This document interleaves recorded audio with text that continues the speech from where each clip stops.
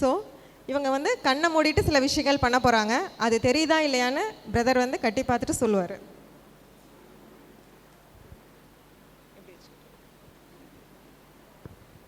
ஏதாவது தெரியுதுங்களா? எதுவும் தெரியல மேம். தேங்க்யூ. இங்கே சில கூடைகள் இருக்குது. இதுக்கான கலர்ஸை அந்த குழந்தை அதில் போட போகிறாங்க. கீழே உட்காந்து கூடையில் இந்த பால்ஸ் போடுங்க.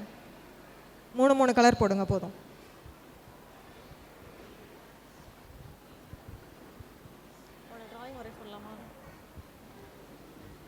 ஸோ துஷ்யந்த் வந்து இப்போ பால்ஸ் செக்ரிகேட் பண்ணிகிட்ருக்காங்க. அந்த நேரத்தில் ஹரிஷ் ஸ்ரீ ராகவேந்திரா வந்து ட்ராயிங் வரைய போகிறாங்க கண்ணை கட்டிக்கிட்டு. அவர் என்னங்க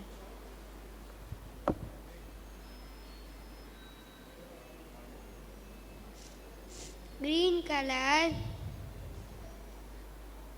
JOYFUL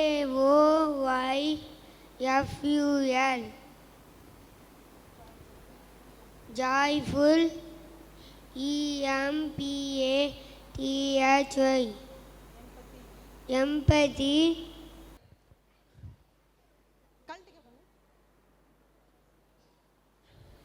கிளாஸ் வச்சுருக்கோம். அதே கலரில் செக்ரிகேட் பண்ணி கரெக்டாக போட்டுருவாங்க. பண்ணுங்க.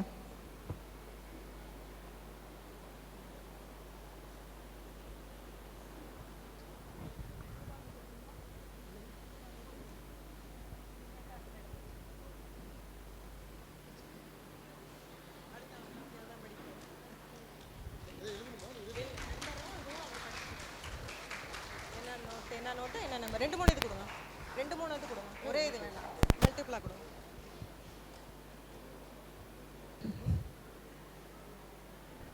கொடுத்துட்றோம் திரும்பி.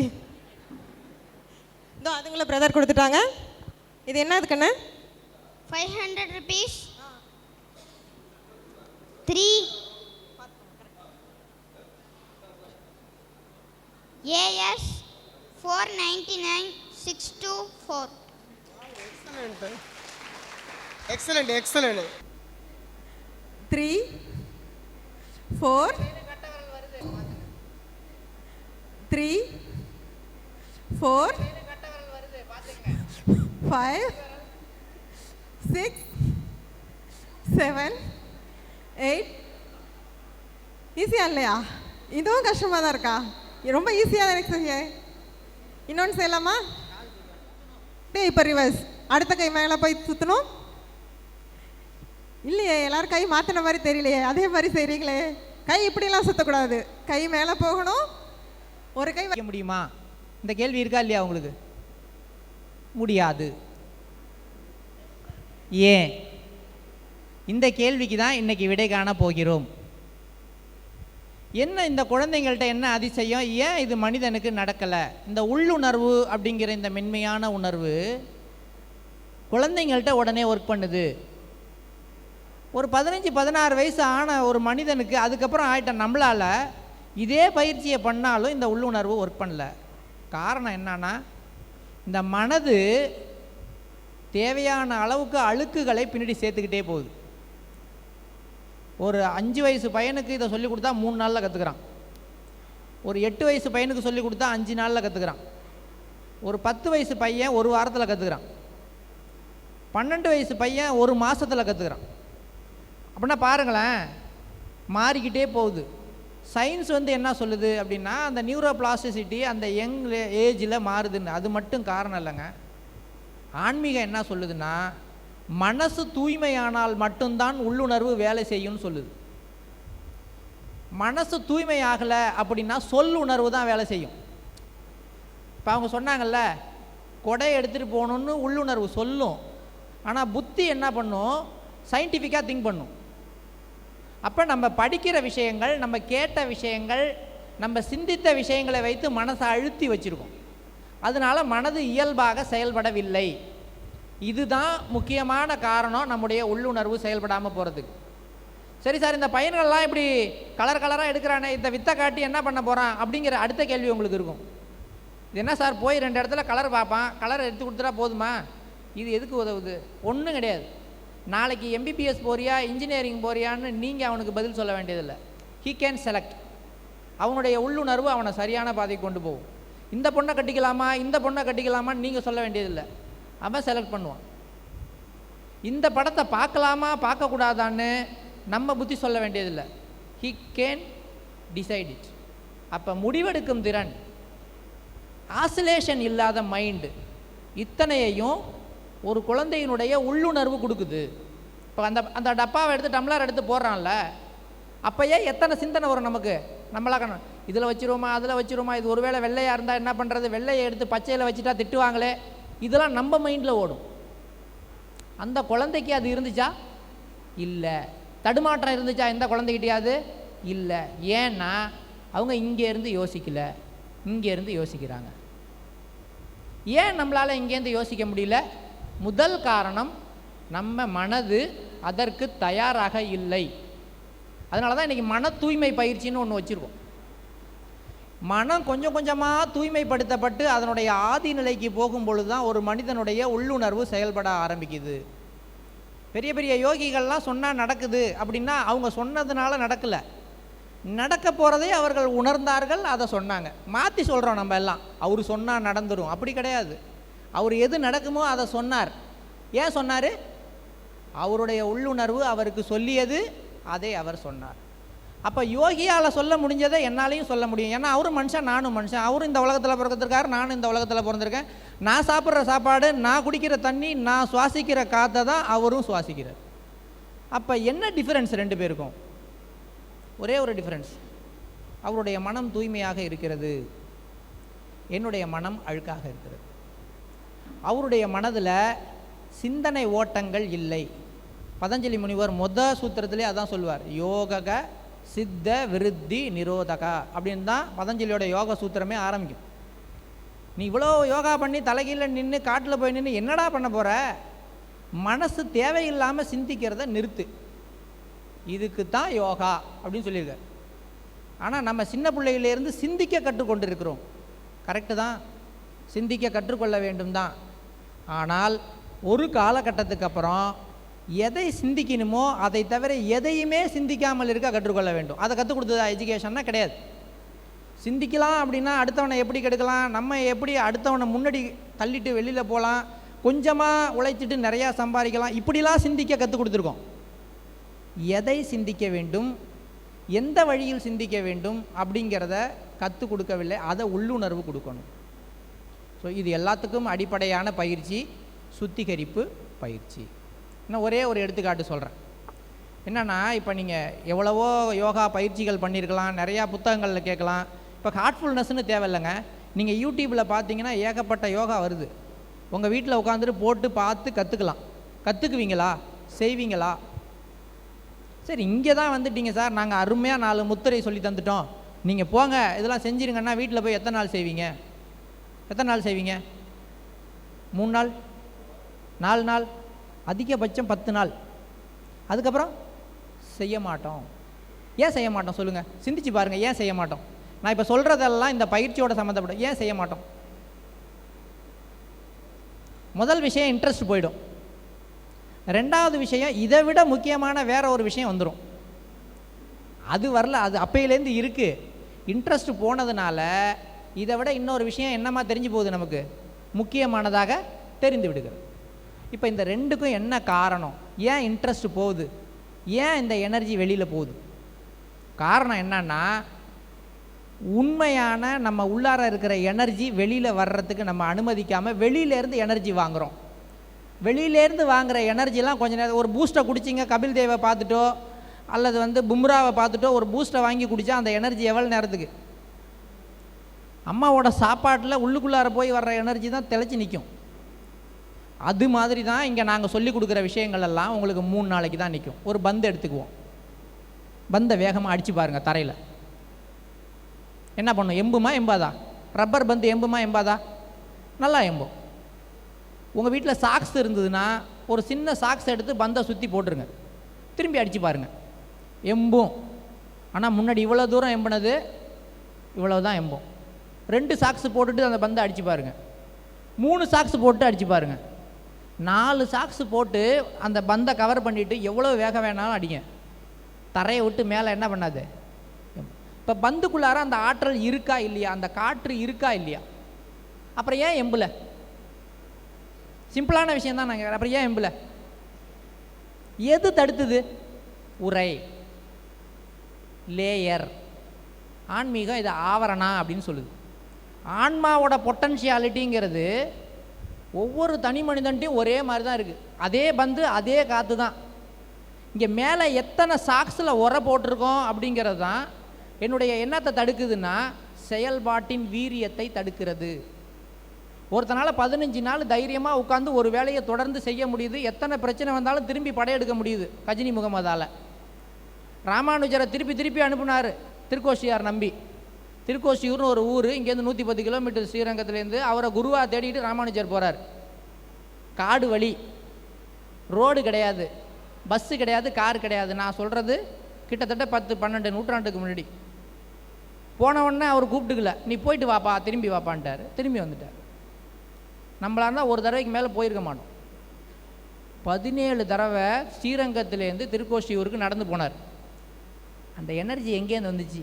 அந்த உந்துதல் எங்கேருந்து வந்துச்சு? அந்த பந்து மட்டும் ஏன் 17 தடவை எம்புனுச்சு? அது நம்ம பிள்ளைங்கள்ட்ட கிடையாது, நம்மக்கிட்ட கிடையாது. இன்றைக்கி வாழ்க்கையில் நம்ம வெற்றி பெறாமல் போவதற்கு காரணம் உள்ளிருந்து வருகின்ற உந்துதல் தடைப்பட்டு நிற்கிறது. எதனாலனா நம்ம சேர்த்துக்கிட்ட அழுக்குகளால், நம்ம டெய்லி சேர்த்து கொண்டிருக்கிற அழுக்குகளால். நம்ம டெய்லி அழுக்க சேர்க்குறோமா? ஆமாம். எப்படி அழுக்க சேர்க்குறோம்? நம்ம இயல்பாக செயல்பட்டோம்னா, சாதாரணமாக அவங்க வீட்லேயே எந்த வேலையும் செய்யாமல் உட்கார்ந்தா கூட வேர்த்து உடம்புல அழுக்கு சேருதில்ல?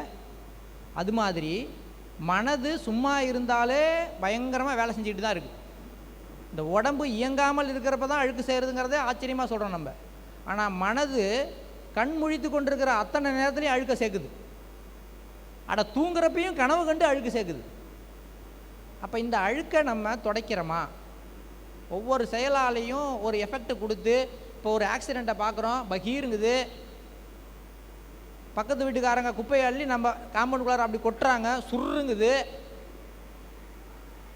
என்ன இல்லை, எதிர்த்தாப்பில் ஒரு 2 வீலர் காரு ஒரு பைக் ஓட்டிகிட்டு வர்றப்ப இன்னொருத்தர் கறக்குன்னு உள்ளே வர்றாரு, கோபம் கொப்பளிக்குது. இதெல்லாம் எங்கே போவோம்? இதனுடைய பதிவுகள் என்ன ஆகும்? அதெல்லாம் நம்ம நரம்புகளை முறுக்கேற வச்சு நியூரோ பிளாஸ்டிசிட்டியை குறைச்சிடுது. நெகிழ்வுத்தன்மை நரம்பில் குறைஞ்சி போகுது. அந்த கோபம் அப்படியே ஆஃபீஸில் போய் வெளியில் வருது. அந்த கோபம் அப்படியே வீட்டில் வந்து தட்டில் விழுவுது. ஆக ஒவ்வொரு அழுக்கும் உள்ளுக்குள்ளார போய் வெவ்வேறு விஷயமாக பதிவாக மனசில் பதிஞ்சிக்கிட்டே இருக்குது. இது நமக்கு தெரியலை. தெரியாததுனால என்ன ஆகிறோன்னா மேலே மேலே மேலே மேலே சேர்த்துக்கிறோம். ஒரு அளவுக்கு மேலே அழுக்கு சேர்ந்துருச்சுன்னா என்ன ஆகும்னா உங்களுக்கு எதுவுமே பிடிக்காது. உடனடியாக அதை விட்டுட்டு வேறு ஏதாவது ஒரு வேலைக்கு போவோம். போய் அதில் மனசை மாற்றி கொஞ்ச நேரம் நிம்மதியாக இருந்துட்டு திரும்பி வந்து அழுக்கு சேர்ப்போம். இப்படியாக பிறந்ததுலேருந்து மனசு அழுக்காகிட்டே போகுது சார். இன்றைக்கி வரைக்கும் யாராவது க்ளீன் பண்ணிட்டீங்களா சொல்லுங்கள். யாராவது கை தூக்கி, இல்லை சார் நான் டெய்லி குளிக்கிற மாதிரியே என் மனசை சுத்தம் பண்ணிக்குவேன் அப்படின்னு யாராவது இருக்கீங்களா? அபியாசி தவிர, அதாவது தியானம் பண்ணுறவங்கள தவிர வேறு யாராவது இருக்கீங்களா? Any one? அதுக்கான முயற்சி ஏதாவது எடுத்திருக்கீங்களா? இல்லை எடுத்துக்கணும்னு தோணுதா? மனசை சுத்தம் பண்ணிக்கணும்னு தோணுதா? தேவைன்னு தோணுதா? தேவைன்னு தோணணும். தோணுனா அடுத்த கேள்வி எப்படி தூய்மை பண்ணிக்கிறதுங்கிறது தான். மனசு அழுக்காக இருக்குது, எனக்கு புரிஞ்சிருச்சு. இப்போ நான் ஹார்ட்ஃபுல்னஸ் நடத்துகிற தியான மகா உற்சவத்துக்கு வந்தேன். மனசுனால அழுக்கு உருவாயிடுச்சு. அந்த அழுக்கை க்ளீன் பண்ணலன்னா நிறையா பிரச்சனை வந்துடும்ன்றது எனக்கு தெரிஞ்சிருச்சு. இப்போ நான் என்ன பண்ணணும்? அடுத்து என்ன பண்ணுனா சரியாகும்னு சொல்லுங்கள் சார். செய்கிறேன். ரொம்ப ஈஸி. மனசை க்ளீன் பண்ணிக்கணும். எப்படி க்ளீன் பண்ணுறது? அடுத்த கேள்வி, எப்படி க்ளீன் பண்ணுறது? உங்களுக்கெல்லாம் தெரியாத க்ளீனிங் மெத்தடு கிடையாது. உங்கள் வீட்டில் கீழே குப்பை விழுந்துருது, நிறைய பேப்பர்ஸ் கிடக்கு, எதால் க்ளீன் பண்ணுறது? என்ன எடுத்து க்ளீன் பண்ணுவீங்க? தொடப்பத்தை எடுத்து சரசரன்னு பெருக்கி ஒரு மூலையில் சேர்த்துடலாம். இப்போ பேப்பரு ஒரு திடப்பொருள், இல்லை ஏதோ செதறிடுது, அரிசியோ பருப்போ சிந்திடுது, அது திடப்பொருள், கெட்டியான பொருள். அதை க்ளீன் பண்ணுறதுக்கு எதை யூஸ் பண்ணுறீங்க? பொருளை பயன்படுத்தி க்ளீன் பண்ணிக்கிறோம். சரி, கொஞ்சம் சாம்பார் ஊற்றி போகுது, தொடப்பத்தை எடுத்து பெருக்கலாமா? என்ன செய்யணும்? துணி எடுத்து துடைக்கிற அளவோட நிறையா ஊற்றி போகுது, ஒரு அரை சட்டி சாம்பார் ஊற்றி போகுது. என்ன பண்ணலாம்? வேறு வீட்டுக்கு போயிடலாமா? சரி, சாம்பாரை ஊற்றுனவங்கள திட்ட போயிடுவோம். நம்ம சாம்பாரை க்ளீன் பண்ண மாட்டோம். யார் ஊற்றுனாங்களோ அவங்கள திட்டிட நம்ம போயிடுவோம். தண்ணி தான் யூஸ் பண்ணுவோம், அப்படி தானே?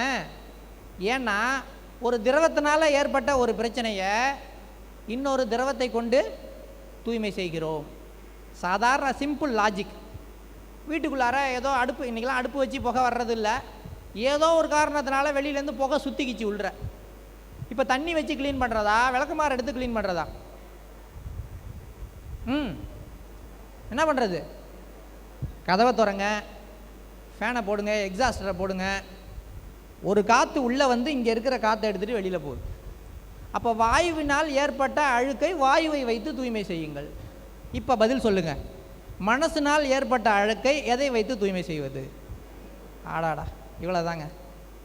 நீங்கள் கோயிலுக்கு போய் சாமி கும்பிட்டாலோ தலைகீழ நின்று யோகா பண்ணாலோ உங்கள் மனசு தூய்மை ஆகாது. மனதை பயன்படுத்தி மனதை தூய்மை செய்யுங்கள். அது எப்படி சார் மனசை பயன்படுத்தி மனசை தூய்மை செய்கிறது? மனசுக்கு எப்பயுமே 2 விஷயம் உண்டு. 2 விஷயம், கான்சியஸ் மைண்டு, சப்கான்ஷியஸ் மைண்டு. இந்த கான்சியஸ் மைண்டு இப்போ உங்கள்கிட்ட க்ளீனிங் பற்றி பேசிக்கிட்டு இருக்கு. சப்கான்ஷியஸ் மைண்டு யார் யார் கேட்குறாங்க, யார் யார் எந்திரிச்சு போகிறாங்க, இவங்கெல்லாம் கேட்பாங்களா கேட்க மாட்டாங்களா அப்படின்னு பின்னாடியிலேருந்து கணக்கு போட்டுக்கிட்டு இருக்கு. என்னுடைய 2 மனது வேலை செஞ்சுக்கிட்டு இருக்கு, உங்களுக்கும் 2 மனசு வேலை செஞ்சுக்கிட்டு இருக்கு. இவர் என்ன சொல்கிறாருன்னு கேட்டுட்டு இருக்கிறது இன்னொரு மனசு.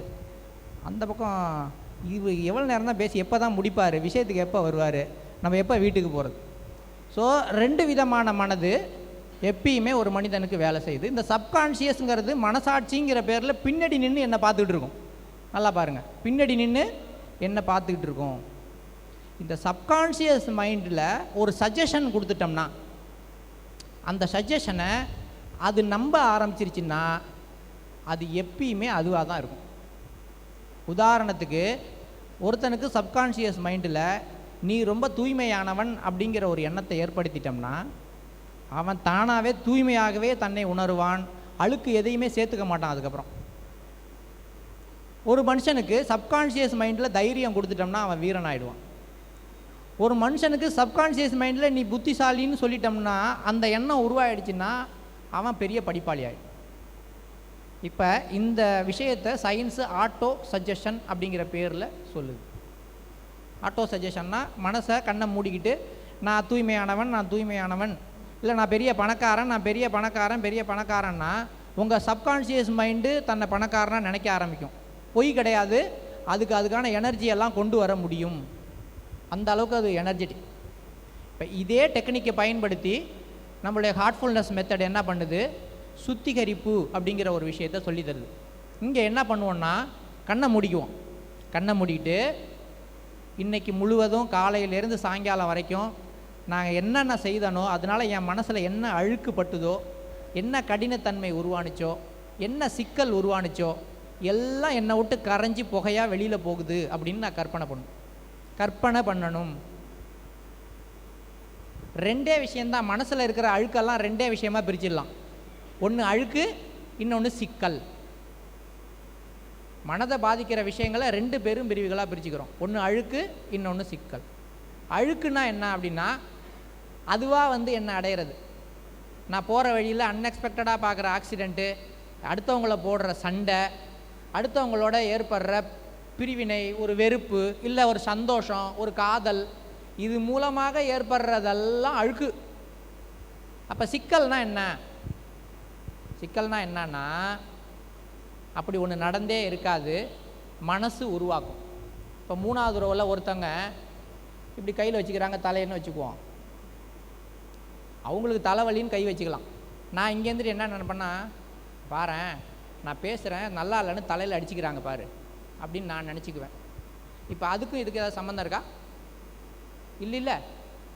அங்கே பாட்டுக்கு மாமியாரும் மருமகளுக்கு 2 பேருக்கும் தகராறு இருக்கும். மருமக பக்கத்து வீட்டுக்காரங்கள்ட்ட நின்று வேறு ஏதோ ஒரு விஷயத்தை பற்றி சிரிச்சிட்டு இருப்பாங்க. மாமியாருக்கு பொங்கும், பாரு அவ என்னை பற்றி அங்கே கிண்டல் பண்ணி பண்ணி பண்ணி பண்ணி பேசிக்கிட்டு இருக்கா. இது நடக்குதா? உண்மை அது கிடையாது. ஆனால் மனது உருவாக்குது. இதுக்கு பேர் தாங்க சிக்கல். இதை இங்கிலீஷில் காம்ப்ளெக்சிட்டின்னு சொல்கிறாங்க. மெயினாக சுப்பீரியாரிட்டி காம்ப்ளெக்ஸ், இம்பீரியாரிட்டி காம்ப்ளெக்ஸ்னு 2ல் எல்லாத்தையும் முடிக்கிறாங்க. அப்புறம் நீங்கள் பிரிச்சிங்கன்னா அதுலேயே நிறைய வகைகள் வரும். ஸோ மனது தானாக உருவாக்கி கொள்வதெல்லாம் சிக்கல், நம்மளை தேடி வந்து நம்மக்கிட்ட வர்றதெல்லாம் மாசு. இந்த மாசுகள் தூய்மையானால், மாசுகள் எடுக்கப்பட்டால் மனசு தூய்மையாகும். சிக்கல்கள் வெளியில் உருவி எடுக்கப்பட்டால் மனசு எளிமையாகும். காம்ப்ளிகேஷன்ஸ் போயிடுச்சுன்னா மனசு சிம்பிளாக இருக்கும். சிம்பிளாக, ரொம்ப சிம்பிளான விஷயத்தை நம்ம காம்ப்ளிகேட் பண்ணிக்காமல் இருப்போம். ஆக இந்த 2 விஷயங்களை மனதிலேருந்து எடுப்பதற்கு தாட்ஃபுல்னஸ் சுத்திகரிப்பு பயிற்சி உதவுது. கண்ணை மூடிக்கணும். இன்றைக்கி முழுவதும் என்னுடைய செயல்களால் எனக்குள்ளார ஏற்பட்ட சிக்கல்களும் அழுக்குகளும் முதுகுப்புறமாக புகையாக ஆவியாக வெளியில் போகுது, போயிட்டே இருக்குது. அது என்னன்னுலாம் தேவையில்லை. அந்த அவரோட சண்டை போட்டனே அது வெளியில் போகுது, இந்த அவர் அடித்தானே அது அப்படிலாம் கிடையாது. அது எதுவாக இருந்தாலும் சரி, என் மனசில் பாரமாக இருக்கிற எல்லா விஷயமும் கரைஞ்சி போட்டும், என் மனசில் ஏற்படுத்தியிருக்க எல்லா சிக்கல்களும் புகையாக வெளியில் போட்டும். எல்லாம் போயிடுச்சு, அந்த இடம் தூய்மை ஆயிடுச்சு, அந்த இடத்துல ஒரு தெய்வீக அருள் நிரம்பிடுச்சு, நான் தூய்மையாக மாறிட்டேன், எளிமையாக மாறிட்டேன் இப்படின்னு மனசுக்கு ஒரு எண்ணத்தை கொடுக்கணும். இதுதான் ஆட்டோ சஜஷன். இதை ஒரு நாளும் செஞ்சுக்கிட்டே வந்தோம். ஒரே ஒரு தடவை செஞ்சோம்னா ஒரு மாதத்துக்குள்ளார பார்த்தீங்கன்னா உங்கள்கிட்ட இருந்து நீங்கள் விளக்க முடியாத கெட்ட பழக்கங்கள் எல்லாம் போயிடும். உங்கள்கிட்ட இருக்கக்கூடிய உங்களால் தடுக்க முடியாத முன்கோபம்லாம் கரைஞ்சிருக்கும். உங்கள்கிட்ட இருக்கக்கூடிய அனாவசியமான வெறுப்பு வெளியேறி இருக்கும். உங்கள் கேரக்டர் பில்டிங் அப்படிங்கிறது ஆட்டோமேட்டிக்காக நடக்கும். நீங்கள் எத்தனை புத்தகம் படித்து எத்தனை பேர் புத்தி சொன்னாலும் நடக்காத சில விஷயங்கள் உங்களை நீங்கள் தூய்மை செய்து கொள்வதன் மூலமாக நடக்கும். உங்கள் வீட்டில் பிரச்சனை குறையும். சத்தியமாக சொல்கிறேன், மந்திரம்லாம் கிடையாது. நீங்கள் உங்கள் மேலே ஒர்க் பண்ணுங்கள், வீடு ஆட்டோமேட்டிக்காக தூய்மையாகும், வீட்டில் இருக்கிற பிரச்சனைகள் குறையும். அந்த க்ளீனிங் எப்படி பண்ணுறது அப்படிங்கிறத இங்கே ஒரு வீடியோவாக முதல்ல போட போகிறோம். ஃபஸ்ட்டு அந்த வீடியோவை நீங்கள் பார்த்துக்குங்க. பார்த்த பிறகு அதே மாதிரி நம்ம க்ளீனிங் பண்ணி பழகுவோம். இந்த பயிற்சியை இன்றைக்கி எடுத்த பிறகு தியானம் பண்ணி பார்ப்போம். இப்போ நேற்றுக்கு என்ன பண்ணோம், ஃபஸ்ட்டு ரிலாக்ஸ் பண்ணோம், உடம்பை தளர்த்திக்கிட்டு தியானம் பண்ணி பார்த்தோம். சில பேருக்கு ரொம்ப நல்லா இருந்திருக்கும், சில பேருக்கு தூக்கம் வந்திருக்கும், சில பேருக்கு பறக்கிற மாதிரி இருந்திருக்கும், ஒவ்வொரு வித்தியாசமான உணர்வு வந்திருக்கும். ஆனால் சில பேருக்கு உடம்பு வலிச்சிருக்கும், முறுக்கி இருக்கும், உட்காரவே முடியாமல் இருந்திருக்கும், கண்ணையே எப்படா திறக்க சொல்லுவாங்கன்னு இருந்திருக்கும். என்ன காரணம் அப்படின்னு கேட்டால், நம்ம மனதில் குப்பை இருக்கும் பொழுது தியானம் பண்ணால் எப்படி பண்ண முடியும்? வீட்டில் வாடையாக இருக்குது, ஒரே உள்ளார நாத்தமாக இருக்குது. என்னன்னு பார்த்தா 4 நாளைக்கு முன்னாடி போட்டால் ஒரு ஆப்பிளோ ஏதோ குப்பை கூடையில் கிடக்கு. அது மேலே மூடியை வச்சு மூடிட்டு உட்காந்துக்க முடியுமா நம்மளால்? என்ன பண்ணணும்? தூக்கி கொண்டு வெளியில் கொட்டிட்டு உட்காந்தா தான் நிம்மதி.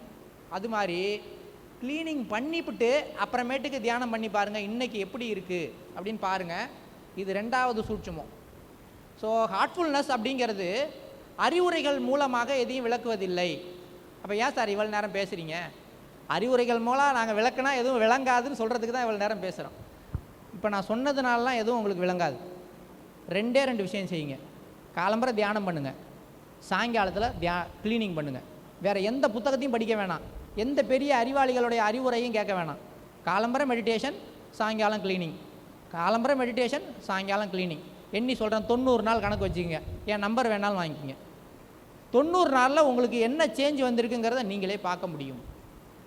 நான் உங்கள்கிட்ட பேச மாட்டேன், நீங்கள் எந்த வீடியோவும் பார்க்க வேண்டாம், ஹார்ட்ஃபுல்னஸ் பற்றி புத்தகங்கள் எதுவும் படிக்க வேண்டாம்.